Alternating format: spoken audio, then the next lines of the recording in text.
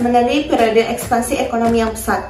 Bersamaan dengan perdagangan dan pelayaran, muncullah berbagai pemikiran aliran ekonomi seperti merkantilisme, fisiokratisme, neoklasik, Keynesian, kapitalisme, hingga sosialisme yang menyebar ke seluruh Eropa dan mengubah cara pandang seseorang bahkan dunia.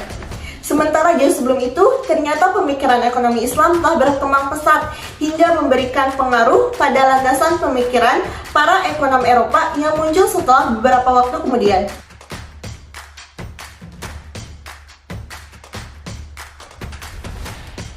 Pemikiran ekonomi merkantilisme. Bagi kaum merkantilis, emas dan perak merupakan sumber kekayaan suatu negara. Semakin banyak suatu negara menguasai emas dan perak, semakin kaya dan kuat negara tersebut. Suatu negara juga dianggap kaya dan kuat melalui kegiatan perdagangannya. Disinilah intervensi pemerintah berperan untuk memperbanyak ekspor dan menekan impor. Namun hal tersebut justru membuat terjadinya praktik monopoli yang berujung pada kolonialisme. Selain itu, adanya kebijakan menekan upah buruh serendah mungkin membuat sistem merkantilisme ini mendapat kritikan hingga memicu pemikiran fisiokratis. Pemikiran ekonomi fisiokratis.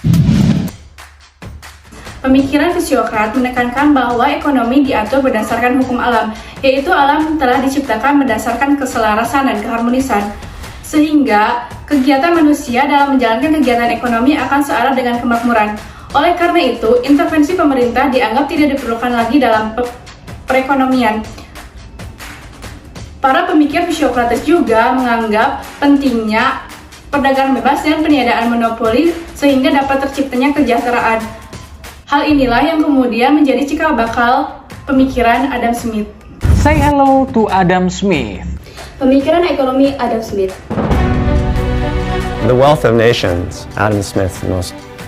Pada bukunya yang berjudul The Wealth of Nations, Smith meyakini bahwa pada visi masyarakat yang dimana individu memiliki hasrat dan mengikuti serta kepentingannya sendiri dan dapat dibawa ke area yang menghasilkan manfaat besar bagi masyarakat tanpa adanya campur tangan pemerintah.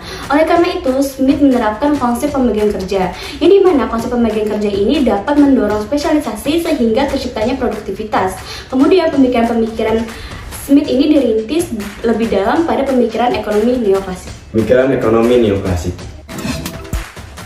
Pemikiran ekonomi neoklasik telah melahirkan sebuah konsep, yakni konsep kepuasan marginal ataupun disebut dengan marginal utility, di mana utilitas konsumen adalah faktor terpenting dalam menentukan nilai suatu produk atau suatu layanan.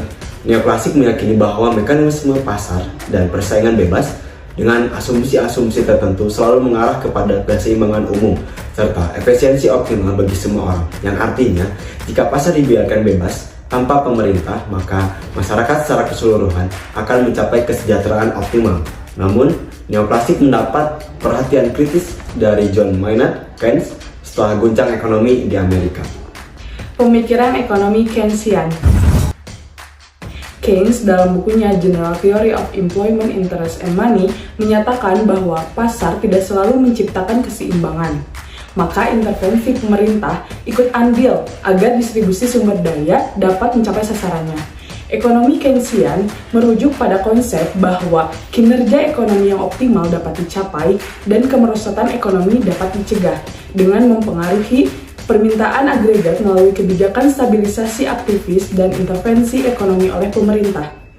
Keynes beranggapan bahwa kebijakan fiskal dan moneter merupakan alat utama untuk mengelola ekonomi serta memerangi pengangguran. Pemikiran ekonomi kapitalisme. Dalam ekonomi kapitalisme, individu mempunyai hak memiliki faktor-faktor produksi dan mendapatkan keuntungan sebesar-besarnya. Ekonomi kapitalisme ini bergantung pada pasar bebas untuk menentukan harga, pendapatan, kekayaan, dan distribusi barang.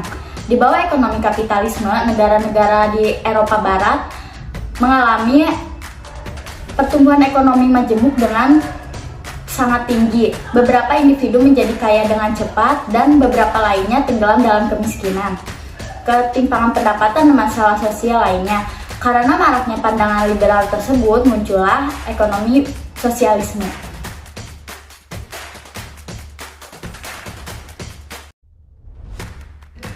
sistem pemikiran sosialis. Dalam ekonomi sosialis, pemerintah mengontrol produsen, konsumen, penabung, peminjam, dan investor dengan mengambil alih dan mengatur perdagangan, aliran modal, serta sumber daya lainnya. Meskipun dalam sosialisme ini memiliki kepastian pemerataan distribusi dan setiap orang memiliki kesempatan yang sama, namun dengan adanya kepemilikan pemerintah ini seringkali menyebabkan inefisiensi di mana alat produksi dikontrol sepenuhnya sehingga produsen, konsumen sering kehilangan inovasinya. Pengaruh pemikiran ekonomi Islam dalam pemikiran ekonomi modern. Di balik dinamika pemikiran ekonomi modern, ternyata berdasarkan hasil penelusuran dan analisis, banyak pemikiran ekonomi modern yang dipengaruhi oleh pemikiran ekonomi Islam yang telah ada sebelumnya.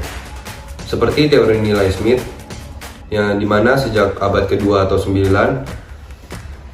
ilmuwan muslim sudah mempersepsikan penilaian berdasarkan utilitas marginal atau teori nilai kerja yang telah diungkapkan oleh Ibnu Khaldun yang kemudian dikemukakan kembali oleh David Ricardo 4 abad kemudian. Dari sini dapat dilihat bahwa kontribusi ilmuwan muslim belum banyak dikenal secara umum meskipun karya-karyanya sudah diterjemahkan dan diedarkan di Eropa.